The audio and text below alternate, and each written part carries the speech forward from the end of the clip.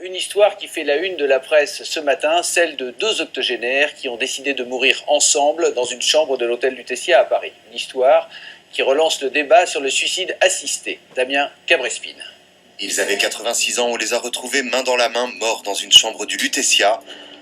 Brillants intellectuels, ils ont décidé de partir ensemble. Dans une dernière lettre, Georgette Casse criait sa colère de ne pouvoir partir tranquillement, en douceur. On décide de partir ensemble pour pas qu'il y en ait un qui reste et qui soit triste, qui ait le cœur gros de la mort de l'autre. Une histoire qui relance deux débats, d'une part celui sur l'euthanasie, d'autre part celui sur le suicide assisté. Un débat noble, digne, qui fait qu'une société avance. Depuis 2005, la loi Leonetti empêche l'obstination déraisonnable et donc l'acharnement thérapeutique en cas de maladies incurables.